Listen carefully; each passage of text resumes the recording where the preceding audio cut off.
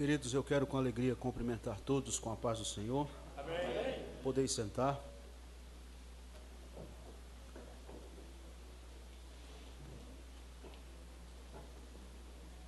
Eu quero ser grato a Deus nesta oportunidade de mais uma vez poder estar com os irmãos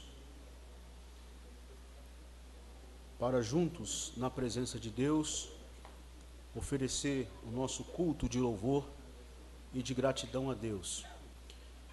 Eu estive aqui, acho que há uma semana ou 2 semanas, por aí atrás, num culto de ensino. E eu testemunhei aqui para os irmãos que aquela era a minha primeira oportunidade, depois de 4 meses aí, esse período de pandemia. Foi a minha primeira oportunidade, a minha primeira vez que eu estava me levantando para pregar, e foi aqui, há 2 semanas passadas. Até brinquei que eu nem sei se ainda sei pregar. E eu saí daquele culto, naquela sexta-feira, irmãos, com meu coração cheio de alegria, de ver a cooperação que estava aqui nesta igreja, neste lugar de culto, ver a igreja aqui reunida. Até um irmão, um amigo nosso, me perguntou como é que estava lá. E tinha gente, eu falei, rapaz, tinha mais do que eu imaginava. Mais do que eu imaginava. E ontem foi ceia, eu vi aí algumas fotos do culto de ontem, e hoje não fica por menos. E eu estou feliz e muito grato a Deus pela vida desta igreja, que é uma família de verdade. E eu me sinto muito feliz e grato, não só pela oportunidade de estar aqui, pela liberdade que me dá o pastor Elisael, que é parceiro, é companheiro de ministério e é amigo fora do púlpito e fora do ministério. Mas fico feliz também porque existem aqui vários irmãos. Eu me sinto muito à vontade de pregar aqui, porque existem vários irmãos e várias pessoas aqui que são ex-ovelhas minhas. Não sei se tem ex-ovelha, tem? Pode ser. Porque você sabe que às vezes eu fico pensando que tem um versículo na Bíblia que fala do pastor como aquele que há de dar conta, né? E eu fico pensando, que eu fui pastor no Guarujá, eu vou falar do Guarujá porque é a região aqui. Eu fui pastor na congregação do Guarujá 1, o pastor Elisael também pastoreou lá, e vários outros pastores. Como é que vai ser? Nós todos vamos ter que dar conta, pastor Elisael, desses irmãos que nós pastoreamos, tudo? Como é que é isso? Bom, é só uma provocaçãozinha, para você já sair daqui com a pulga atrás da orelha.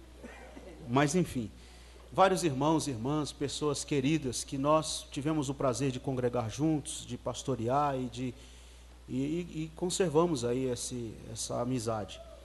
O meu amigo pastor Paulinho está ali na galeria. Eu falei com ele essa semana e ele falou que estaria aqui hoje e veio mesmo. Eu estou feliz, muito grato a Deus pela vida desses irmãos. Eu quero convidar os irmãos para ler comigo um texto na Bíblia. Quero ser breve nas minhas palavras. Vou ler apenas um versículo na carta do apóstolo São Paulo aos Gálatas, capítulo de número 6, e o versículo de número 14. Carta do apóstolo São Paulo aos Gálatas, capítulo de número 6, e o versículo de número 14.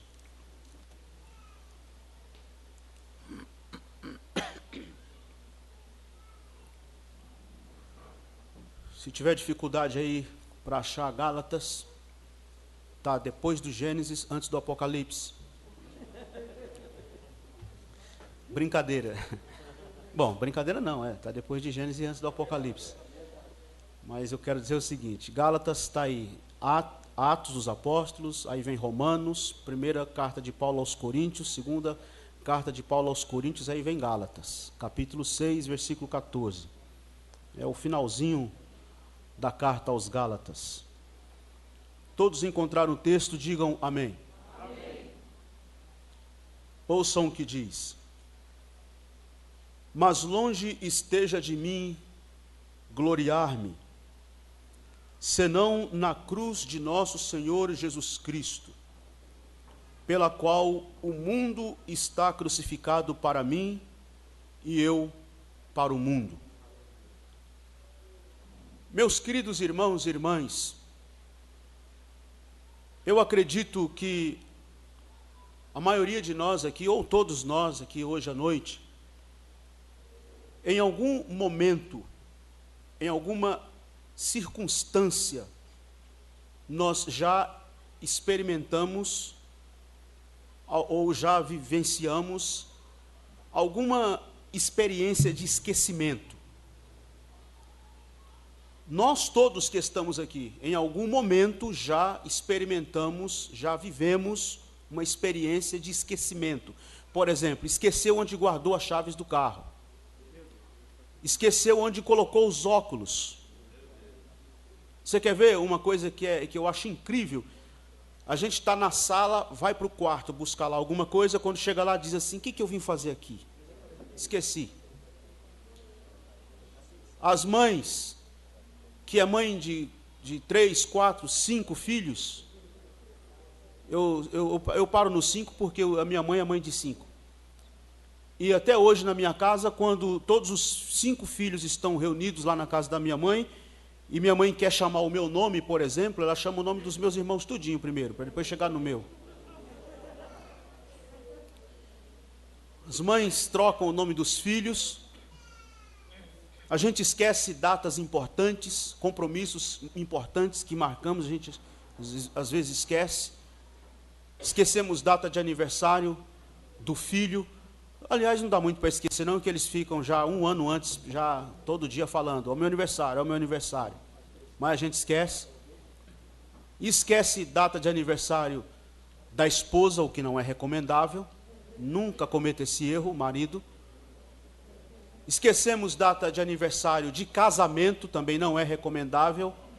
Nunca façam isso, maridos. A gente esquece. Todos estes exemplos aqui que eu estou dando é para mostrar para todos nós aqui hoje quão falha é a nossa memória e que nós temos uma facilidade muito grande de esquecer das coisas e esquecemos de coisas corriqueiras. Esquecemos de coisas ali do nosso dia a dia, como o exemplo que eu dei, da chave do carro, do óculos e etc. E por que eu estou dizendo isto? Porque na caminhada cristã, na jornada cristã, nenhum cristão, ouçam isso por favor, nenhum cristão, legitimamente cristão, tem o direito, e deixa eu voltar aqui e frisar bem frisado, nenhum cristão, genuinamente cristão, tem o direito de se esquecer daquele evento que aconteceu há mais de 2000 anos atrás, quando um inocente foi julgado, sumariamente condenado, e foi pendurado em uma cruz, crucificado entre 2 ladrões, como um criminoso comum. Nenhum cristão, verdadeiramente cristão, tem o direito de se esquecer da cena do Calvário. E é por isso que nós participamos do culto de ceia, que foi o culto que aconteceu aqui ontem à noite, a ceia do Senhor, ou às vezes, na maioria das vezes, nós costumamos chamar Santa Ceia, que fica é mais próprio falar ceia do Senhor. Este culto que aconteceu aqui ontem, da ceia do Senhor, o que é a ceia? A ceia é exatamente este ritual. E o que é este ritual? O ritual é uma ação metódica que você faz repetidamente, para que uma tradição não se perca nunca, para que aquela tradição nunca caia no esquecimento, para que aquela tradição não caia no vácuo, no esquecido, para que aquela tradição não seja perdida pelas próximas gerações. O que é que se faz? Se perpetua esta tradição a partir dos rituais. Então, o ritual serve para perpetuar esta tradição, para manter esta tradição, para conservar e não permitir que se perca nunca de vista aquela ação ou aquele ritual. A ceia é esse ritual que mantém. É por isto que, com raríssimas exceções, a grande maioria das igrejas cristãs em redor do mundo, não é no Brasil não, é no mundo, a grande maioria das igrejas cristãs em redor do mundo celebram a ceia todo mês. Você pergunta, por que todo mês? Todo mês, porque é uma ação metódica, é um ritual. A ceia é um ritual do cristianismo que você faz repetidamente para não se perder esta tradição. O que é a ceia, em segundo lugar? A ceia é um sacramento. O que é um sacramento? É algo por demais sagrado no cristianismo. Se você perguntar quantos sacramentos existem no cristianismo, eu te respondo: 2. Batismo em águas e ceia do Senhor. A Igreja Católica Romana acrescentou o casamento como um terceiro sacramento, mas nós, cristãos protestantes, reconhecemos apenas estes 2, ceia e batismo em águas.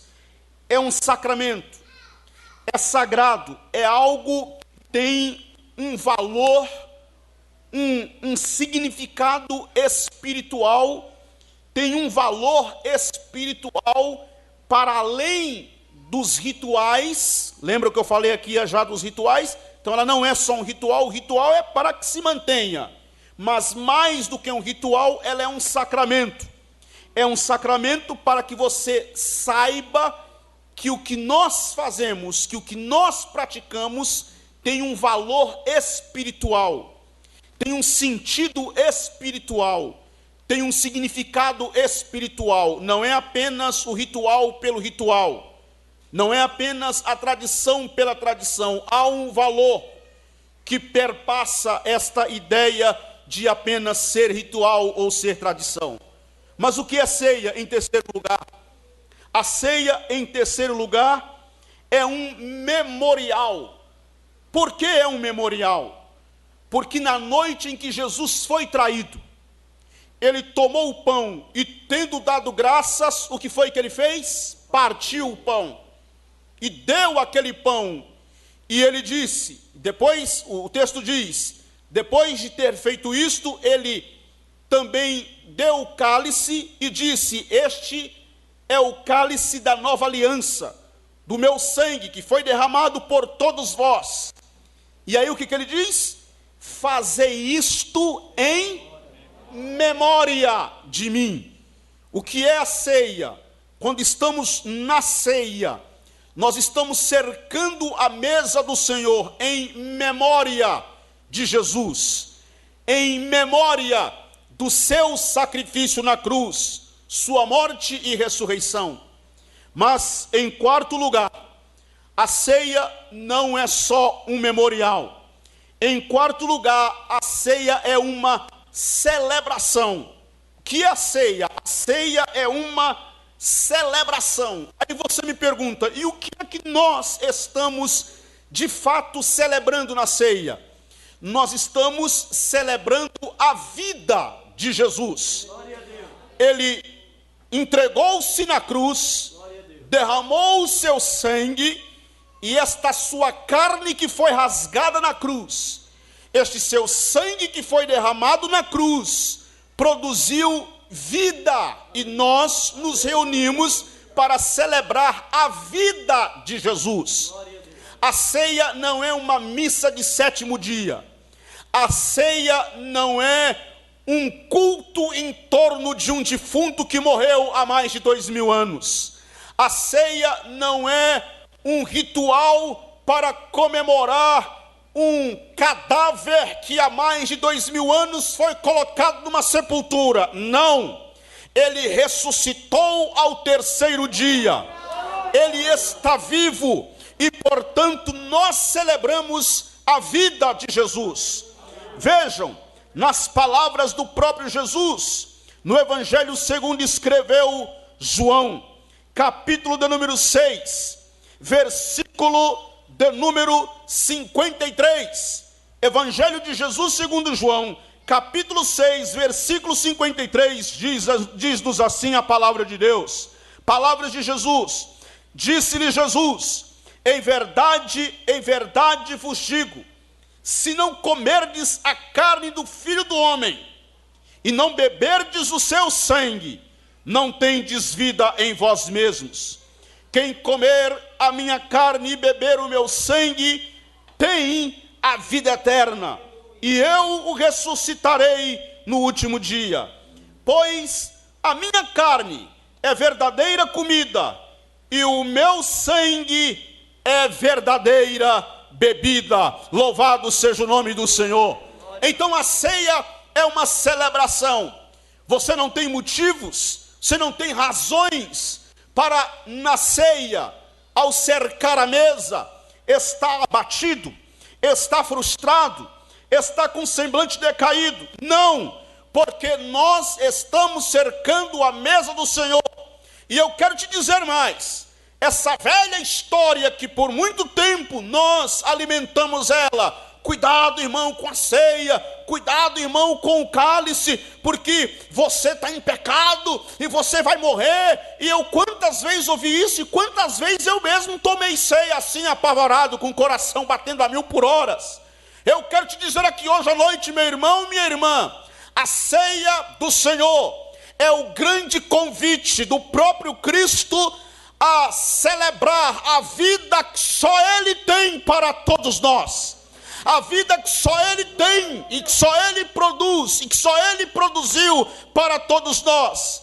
Portanto, se o diabo está lhe condenando, se o diabo está lhe acusando, se o diabo está lhe apontando, você pode se levantar e dizer: para trás de mim, Satanás, porque nenhuma condenação há para os que estão em Cristo Jesus, que não andam segundo a carne, mas segundo o Espírito. Então, meus queridos irmãos, nós precisamos pensar nisto aqui hoje à noite, porque eu comecei citando para vocês que nenhum cristão, legitimamente cristão, tem o direito de se esquecer daquilo que aconteceu há mais de 2000 anos, aos arredores de Jerusalém. Um inocente foi julgado, sumariamente condenado, e a sentença foi cruel. Eles pegaram o meu Cristo, rasgaram todas as suas vestes. O meu Cristo enfrentou vergonha de nudez, totalmente despido. Não sei se vocês já pararam para pensar sobre isso. Quando você vê nos quadros, nas revistas, nos filmes, nas novelas, nas imagens de escultura, tanto nas fachadas das igrejas católicas ou mesmo dentro dos templos católicos, que você vê aquela imagem daquele Cristo com espécie de um fraldão cobrindo as suas partes íntimas. Aquilo é uma invenção posterior da igreja romana, porque na verdade Jesus não usou aquilo. Jesus não usou nenhuma espécie de fraldão como você vê nas imagens. Como eu disse, é uma invenção posterior da igreja romana. Ele foi despido mesmo, enfrentou vergonha de nudez, foi pendurado naquela rude cruz, completamente despido perante toda aquela multidão que se dividia entre gritos, zombarias, choros, clamores, xingamentos, e as multidões presenciavam a brutal cena do Calvário, quando o meu Cristo lá estava crucificado. Pegaram o meu Cristo, colocaram uma coroa de espinhos sobre a sua cabeça, colocaram um manto vermelho, que era preso com espécie de uma presilha aqui no seu pescoço, e ela vinha até a altura dos seus cotovelos. Imaginem vocês comigo a cena. Ele estava despido, coroado de espinho, e não era essa coroa que o Ir em Cristo usa para ir nos programas de televisão, que é almofadada por dentro, só espeta para fora, qualquer um usa essa coroa. A coroa que o meu Cristo usou não foi essa, foi uma coroa de espinho mesmo, que perfurou o couro cabeludo de sua cabeça, sua face ficou coberta de sangue, com um manto vermelho sobre os seus ombros, que vinha até a altura dos seus cotovelos, nu da cintura para baixo. Colocaram uma cana na sua mão, e eles faziam este gesto aqui, e diziam: salve rei dos judeus, salve rei dos judeus, e se ajoelhavam perante ele. Depois pegavam a cana da sua mão, e batiam com ela na sua cabeça, e gritavam para ele dizendo: confessa quem foi que te bateu. O meu Cristo foi espancado, violentamente espancado, torturado quase praticamente à morte, porque ele não morreu no espancamento nem na cepa de tortura, ele morreu pendurado na cruz. Mas ele enfrentou o espancamento e a tortura na cepa de tortura, quando acorrentado naquele tronco largo e baixo, os seus algozes pegaram um chicote, que a tradição diz que aquele chicote tinha 12 pontas. Na ponta dos chicotes havia lasca de madeira, pedaço de osso e chumbo. A madeira e o osso era para rasgar a carne na medida que ele levava a chicotada, e eles puxavam o chicote, a carne era rasgada. O chumbo era para acelerar o esguinchamento do sangue, e ele sofria hemorragias instantâneas, e o sangue dele esguichava a todo vapor. Meu Cristo estava sendo violentamente espancado e torturado. 750 anos aproximadamente antes disto, Isaías profetizou, capítulo de número 53.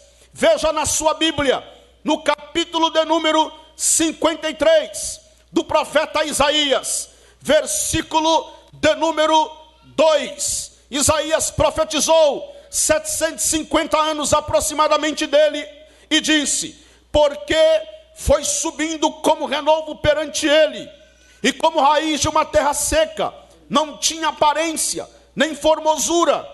Olhámo-lo, mas nenhuma beleza havia para que nos agradássemos dele. Era desprezado, e o mais rejeitado entre os homens, homem de dores, e que sabe o que é padecer. E como um de quem os homens escondem o rosto, era desprezado, e dele não fizemos caso. Certamente ele tomou sobre si as nossas enfermidades, e as nossas dores levou sobre si, e nós o reputávamos por aflito, ferido de Deus e oprimido. Mas ele foi traspassado pelas nossas transgressões, e moído pelas nossas iniquidades. O castigo que nos traz a paz estava sobre ele, e pelas suas pisaduras fomos sarados. Todos nós andávamos desgarrados como ovelhas, cada um se desviava pelo seu caminho, mas o Senhor fez cair sobre ele a iniquidade de nós todos. Ele foi oprimido e humilhado, mas não abriu a sua boca. Como cordeiro foi levado ao matadouro, e como ovelha muda perante os seus tosquiadores, ele não abriu a sua boca.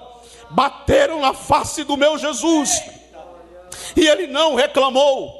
Espancaram a sua face e as suas costas, e ele não reclamou.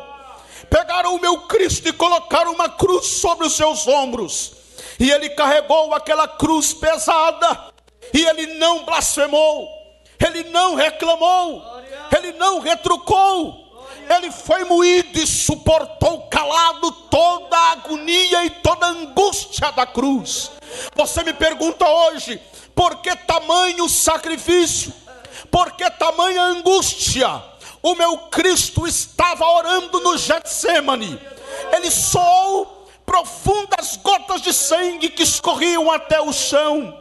Ele poderia ter desistido lá no Getsemane, ele poderia ter abandonado tudo, ele poderia ter deixado para lá, ele poderia ter reagido, mas ele viu você, ele viu você, ele viu você, ele viu a mim, ele viu toda a humanidade, e ele decididamente marchou rumo ao Calvário, e ele foi rumo ao Calvário sabendo de toda a angústia que iria suportar, e suportou até o fim por nos amar.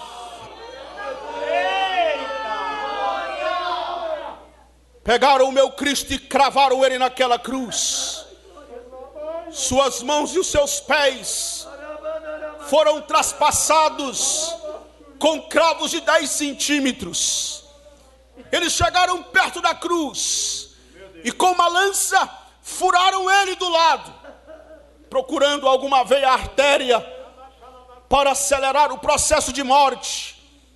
E ele estava na cruz, os olhos mal podiam abrir, estava com a face toda ensanguentada, espancada, inchada, cabelo emplastrado, colado na face com sangue. Era de dia. Isso foi toda essa coisa entre o julgamento, a sentença final, porque o julgamento foi de madrugada, mas entre o processo de tortura até a execução na cruz foi entre 9 e até as 3 horas da tarde. Imagine vocês, o sol estava quente, caustigante, a língua dele já colava ao céu da boca, os seus órgãos já estavam entrando em colapso, Jesus já estava entrando em processo de morte. Mas sabe o que me encanta em Jesus? Sabe o que é que torna Jesus diferente de qualquer outro herói que a história pode revelar? Sabe o que é que torna Jesus diferente do que qualquer história que você já ouviu contar? É que com todo este processo de morte, em que Jesus já estava entrando, mas ele permanecia Senhor da história. Ele permanecia Senhor da história. Porque na mensagem cristã, pastor Elisael, na mensagem cristã, nós não cremos que quem matou Jesus foram os romanos. E também não cremos que quem matou Jesus foram os judeus. Nem foram os romanos, nem foram os judeus. O que foi que aconteceu, pastor? O que foi que aconteceu foi as palavras do próprio Jesus que se cumpriu quando ele disse: por isso o Pai me ama, porque eu dou a minha vida e a tomo de volta. Ninguém a tira de mim, eu é quem a dou livremente. E no alto da cruz, o organismo dele já estava desfalecendo, já estava entrando em processo de morte. Mas quando Jesus estava ali naquela cruz, permanecia Senhor da história, e como Senhor da história, ele mesmo rendeu o Espírito ao Pai, e como Senhor da história, ele bradou o brado dos brados, e não foi um grito de desesperado, mas foi um brado dos brados, quando disse: está consumado, está feito, está pago, está realizado, está contemplado, toda a dívida foi paga, está consumado, está feito, está pago, está consumado. O que eu preciso fazer agora, pregador? Nada. A única coisa que você e eu precisa fazer é apenas crer. Crer que o sacrifício da cruz é suficiente. Crer que o sacrifício da cruz não precisa absolutamente de mais nada a ser acrescentado, porque o sacrifício da cruz foi completo. É por isso, queridos irmãos, que eu tenho pregado contra um falso evangelho que tem sido disseminado neste nosso país, um falso evangelho, um evangelho carregado de superstição, de paganismo, um evangelho que o sacrifício da cruz não é suficiente, um evangelho que o poder da cruz não é suficiente, e aí os homens estão querendo arrumar subterfúgios, ou estão querendo colocar outros acessórios, criando acessórios para acrescentar a cruz. E eu te digo aqui hoje, nada pode ser acrescentado ao sacrifício de Jesus Cristo na cruz, porque ele foi completo, ele é único e é completo. É por isso que eu tenho pregado e tenho batido nesta tecla. Não é copo com água em cima do rádio, não é galho de arruda atrás da orelha, não. A igreja brasileira está conhecendo o evangelho errado. Esse evangelho não é o evangelho de Jesus Cristo, o evangelho da cruz é suficiente, e por isso Paulo disse: eu me glorio, mas é na cruz de nosso Senhor e Salvador Jesus Cristo. O sacrifício foi completo. Você precisa vir a Jesus. Se você não entregou a sua vida a Ele ainda e me ouve aqui hoje à noite, você precisa vir a Cristo, do jeito que você está, da maneira que você está. Você precisa vir à cruz e confiar em Jesus. Confie, mas confie absolutamente em Jesus e no seu sacrifício no Calvário. Todos os teus pecados serão perdoados. Todos os nossos pecados foram carregados por Jesus naquela cruz. Ele estrangulou a maldição na cruz. Ele tirou toda a culpa que estava sobre nós e colocou cravada na cruz, e a justiça dele ele colocou sobre nós. Nós estamos hoje à noite aqui debaixo desta justiça maravilhosa, desta graça maravilhosa que nos alcançou, desta justiça maravilhosa que nos alcançou, e nós fomos justificados pela fé. É o sangue de Jesus Cristo vertido na cruz do Calvário. Por isso Paulo escreveu aos Gálatas dizendo: longe esteja de mim gloriar-me, a não ser na cruz de nosso Senhor e Salvador Jesus Cristo, pelo qual o mundo está crucificado para mim e eu para o mundo. Por que Paulo escreveu estas palavras? Paulo poderia se gloriar que ele era um cidadão romano, e ser cidadão romano naquela época era uma coisa muito grande. Ser cidadão romano naquele tempo era a mesma coisa hoje, uma pessoa, um brasileiro que é cidadão americano, é um cidadão europeu, por exemplo. Ser cidadão romano era uma coisa muito grande naquela época, nos dias de Paulo, e Paulo poderia se gloriar nisto. Paulo poderia se gloriar que ele era um homem de grande entendimento, de grande conhecimento. Ele era um intelectual de alto nível de sua época, a ponto de debater com os principais filósofos epicureus e estoicos em Atenas, no centro intelectual do mundo de sua época, e deixou todos eles de boca aberta e de queixo caído. Paulo poderia ter se gloriado nisto. Paulo poderia se gloriar porque ele foi posto como a coluna vertebral da igreja, o homem que escreveu 13 epístolas, e nessas 13 epístolas foram organizadas aquilo que nós podemos chamar de fundamentos da fé cristã. Ele norteou a teologia cristã, ele norteou a doutrina cristã. Paulo poderia ter se gloriado nisto. Paulo poderia ter se gloriado que ele foi educado aos pés de Gamaliel, um homem de alta patente no mundo do conhecimento e do saber do seu tempo. Mas Paulo disse: tudo isto é esterco, tudo isto eu considero nada, eu me glorio é na cruz de Jesus Cristo. Porque na cruz foram levados os meus pecados, porque na cruz eu posso hoje me levantar e cantar livre, finalmente livre. Eu fui liberto pelo sangue de Cristo derramado na cruz do Calvário. Louvado seja o nome do Senhor. E eu vou terminar aqui as minhas palavras dizendo a você, meu irmão, e a você, minha irmã, assim como o apóstolo Paulo, confie no sacrifício da cruz. Creia no sacrifício da cruz.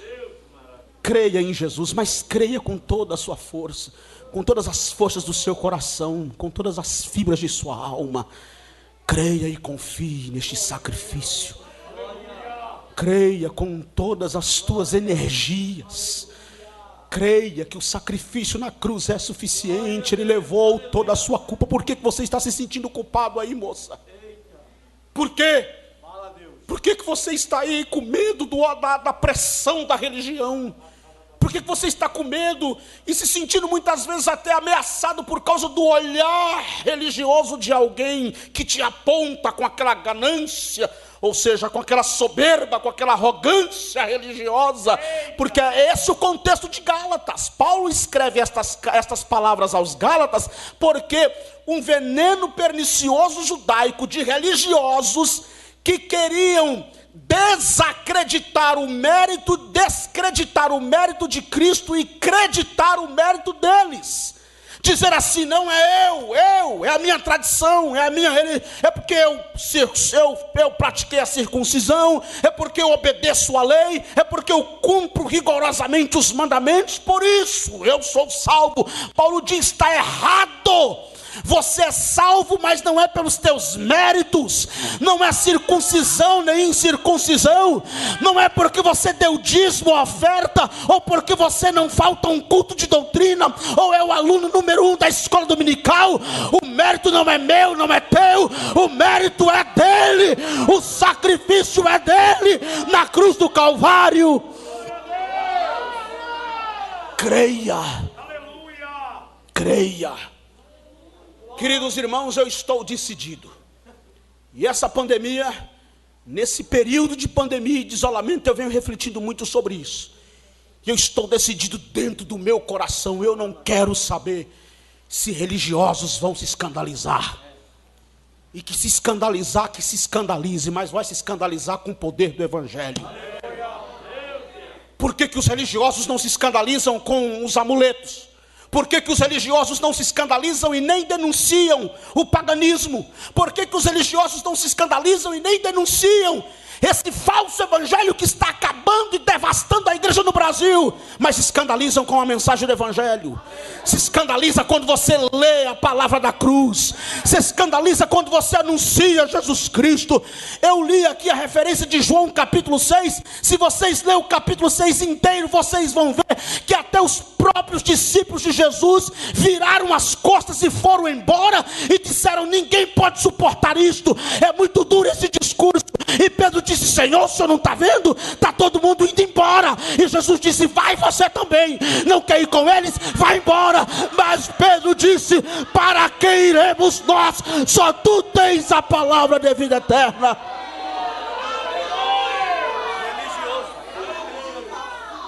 Para quem iremos nós?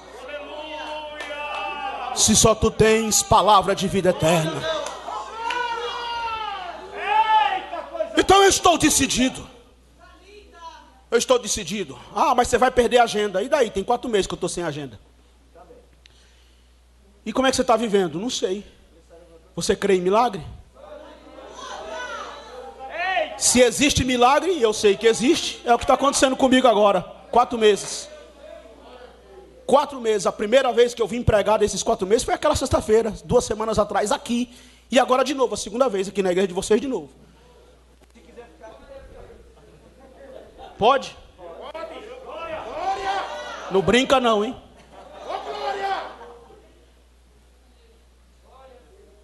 Eu quero finalizar essas minhas últimas palavras dizendo a você: insistir. Dizendo não, insistindo, que eu já disse. Confie na cruz. Confie em Jesus. Confie no poder da cruz. Confie no poder do Evangelho de Jesus Cristo. Eu gosto de cantar assim, ó. Rude cruz se erigiu, dela o dia fugiu, como emblema. Fica em pé.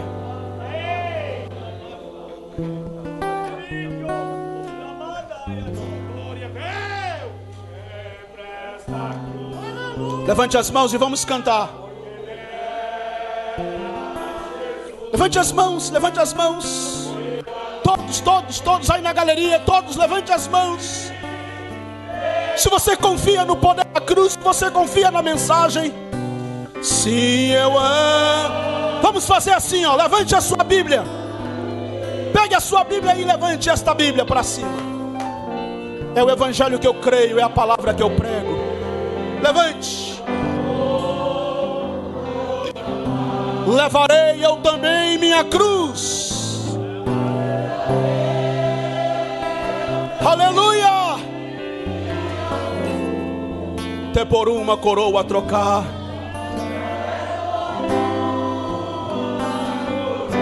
Vamos mais uma vez o coro. Sim, eu amo a mensagem da cruz. Sim, eu amo. Levante a Bíblia. Eu vou orar, vou ministrar. Eu quero convidar a Denise para me ajudar aqui com mais um cântico. Louve ao Senhor aqui com mais um hino, enquanto eu vou ministrar com a igreja e sobre a igreja. Levarei eu também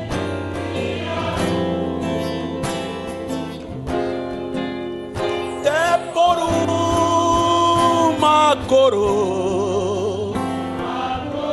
Só mais uma estrofe. Eu aqui com Jesus. Eu aqui com Jesus, a vergonha da cruz. Quero sempre, sempre, sempre levar e sofrer. Eu quero sempre levar e sofrer a vergonha da cruz. Cristo vem. Aleluia, aleluia. Uma paz. Agora vamos lá, todos com a Bíblia levantada.